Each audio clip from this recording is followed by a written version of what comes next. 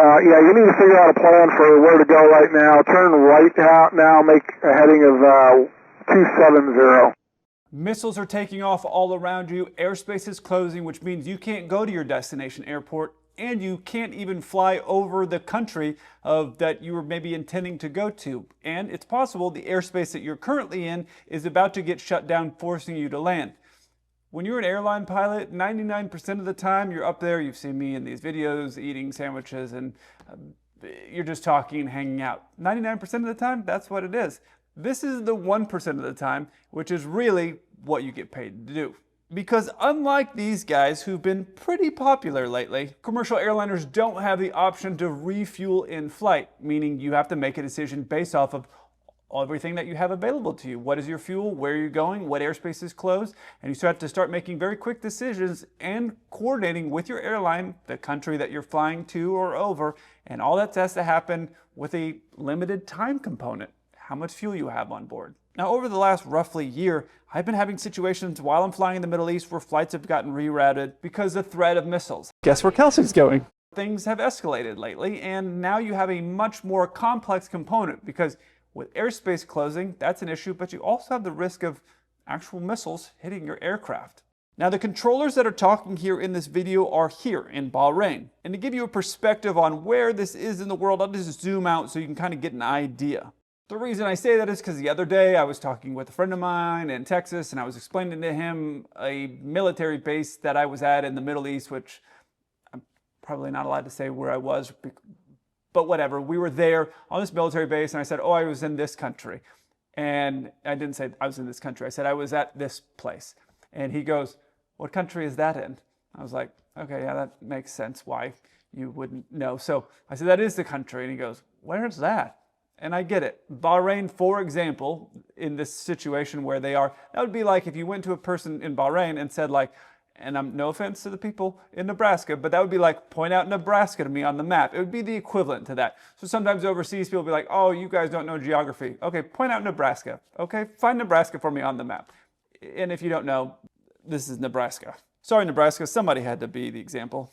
The problem is that as the airspace starts to close, you can create a herd mentality, meaning your neighboring country has closed their airspace, your air traffic controllers find out about this, and they go, maybe we should close our airspace as well. You can start having airspace close around you. It happens the same just in a regular airline. You'll have pilots where one guy who's leading the pack will say, I don't want to take off, or I don't want to go that way. And everybody else is like, well, if he doesn't want to go, then probably I don't want to go. You can have the reverse of that situation where planes are taking off and you're the last guy in the line of planes taking off and 3 other planes have taken off. And if you're not feeling great about it, but 3 other planes have gone, you're kind of like, all right, here we go.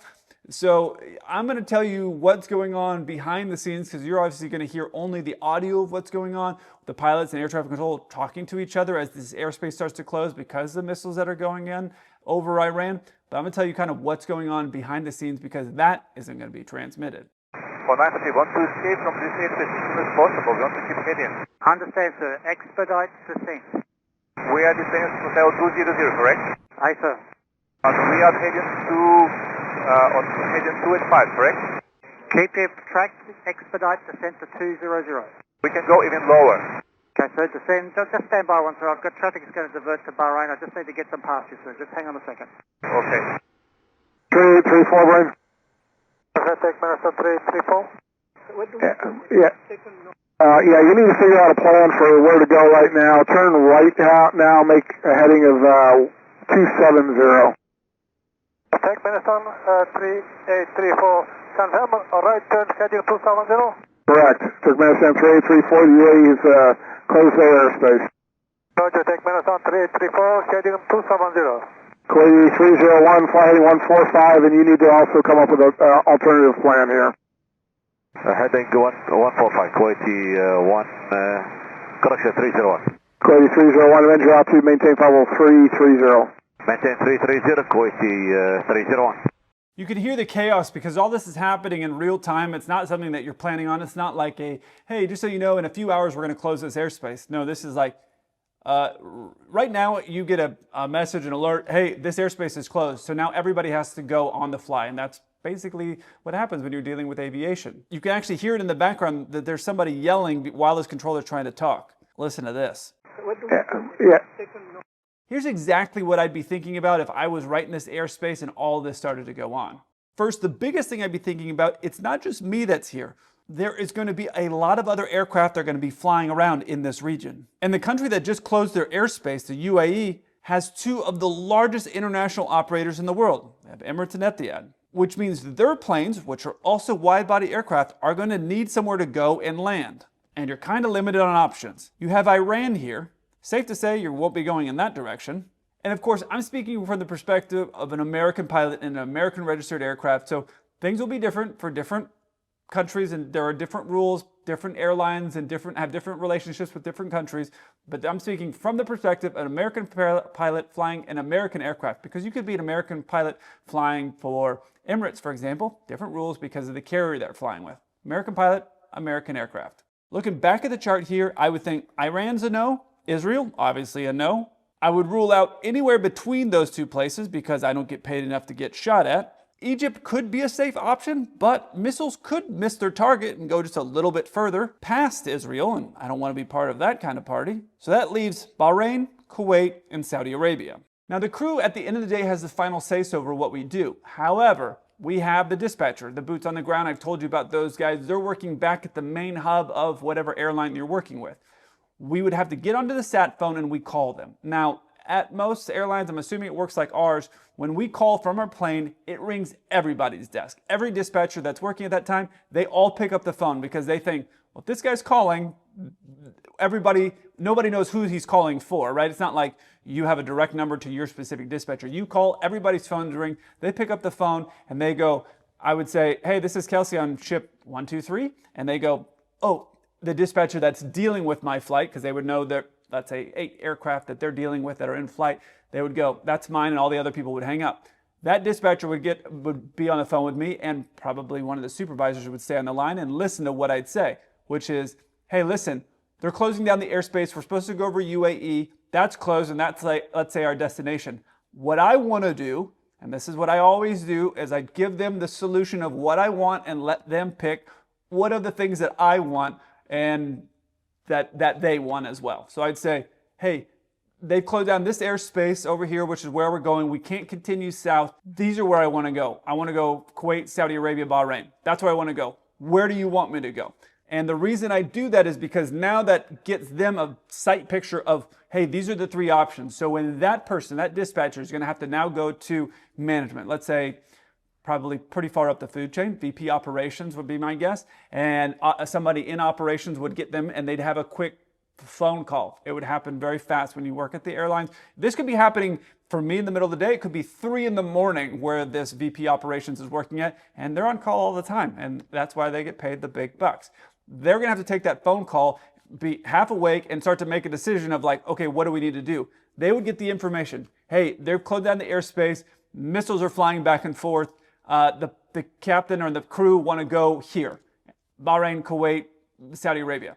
And then the operations side would have to coordinate and figure out where do we have the staff to be able to do the maintenance that is needed or may be needed when the plane lands, you know, whatever needs to be serviced, the aircraft needs to be serviced.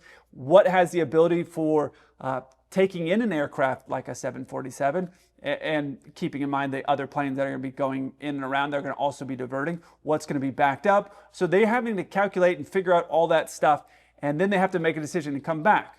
Now, keep in mind, this is very urgent because this isn't just me. All these planes out here are going to be doing the exact same thing that I'm doing. They're phoning back to mom and seeing where their airline wants them to go. And it's a race. It's always a race. And not just because I'm hyper over competitive. It's a race because this happens, you'll see in the US a lot when a snowstorm closes down an airport.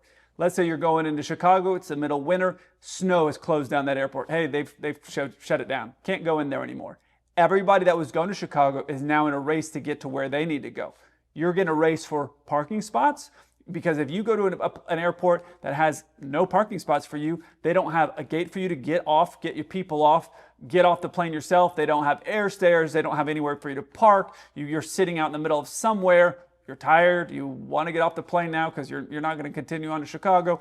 It's a big mess. So it's a race to get to where you're going to go, but it's also a race in time. Obviously, you're limited on fuel. And if 100 planes that were supposed to be going to Chicago now all decide that they're going to go to this other place, I don't know, Cleveland, Detroit, whatever they're going to pick. If everyone's going to be going to that spot, now Detroit has to take in all their initial scheduled flights and everybody else. So they had their original 100 that they were planning, and now let's say of the 100 that were going to go to Chicago, 60 of them are going to now go to Detroit. I'm just making up numbers here, and airports, but let's say that's the case. The same thing's going to be happening here, not at the same volume that you're going to have flying into O'Hare in Chicago when it closes, but it's the same concept. And you're going to have a lot more wide bodies, which means you're going to have a lot more limitations on who can handle what. You know, Emirates is going to have to be working out what airport can take a 380, just like my airline's going to have to be figuring out what airline can take a 747, because not all of them, more limitations on the 380 than the 747, but there are some limitations on runways that can handle it, performance, and all those things. All of this is having to get coordinated, and it's very much a rush because airspace is going to start closing or could start closing rapidly, and you have some restrictions on what you're going to have with fuel. Now, this dispatcher, while he's speaking with operations, could come back to me and say, okay, let's go to Bahrain and let's get there fast. Which I'd be like, okay, great. Let air traffic control know. We'll let air traffic control know. Let Bahrain airport know so they can start planning for a place for us to go. And I'll start doing my stuff up here. When I would check in with the dispatcher, they would need to know fuel, exactly where we're at. So you'd say like, hey, we're 100 miles west of Kuwait. This is where we're at. This is our fuel load. And they would be able to start calculating everything that is from that place range-wise based off of your fuel, based off of your payload. They could start figuring all that stuff out. And that would be obviously factored in. So they could say something that I don't want to do. Like, oh, okay, you got the distance to go over here to Jordan. Go ahead and fly over there because some of your freight is actually going there anyways. And that's where you as a crew go, yeah, no, we're not doing Jordan. It's right in the middle of where they're shooting all the missiles. So that's a hard pass. Your options are Bahrain, Kuwait, Saudi Arabia. Pick one of those three. We're going to one of those places. Now, here's something really important to keep in mind. You may get in trouble for pushing back and doing that, and you may get called to management. As long as you can justify your reason behind why you did it as, this is my responsibility, is to safely get this aircraft and my crew and passengers on the ground safely. Complete the flight, obviously, you know, is a thing, but safety, number one thing. So if you can justify to your bosses like, hey, look, they wanted me to go to Jordan. I don't really care about the freight. It's right in the middle where they're shooting the missiles. I felt that wasn't very safe. You could have a stray missile or a missile that gets shot down in the air, and now I got to deal with missile parts as I'm coming into land. I didn't feel that was the safest option. So I refused to do that direct instruction from the VP of operations, and I said, I'm going to Kuwait. And you can do that pushback. At the end of the day, they can't teleport into your aircraft and force you to go. And you can always tell air traffic control, hey, listen, we need to go here to Kuwait. As long as it's you're got safety as the number one thing, you should be fine with pretty much any airline in the world. And as long as you can justify your decision making, even though you're going against your bosses when you're saying, hey, I don't want to do that, it's kind of hard for them to push back and go like, oh, well, we wanted you to do this, especially when you can justify something like with the missiles. What you cannot do is say, I went to Kuwait because they have the better breakfast and I didn't know what kind of breakfast setup was going on over there in Jordan. That's not going to go over very well.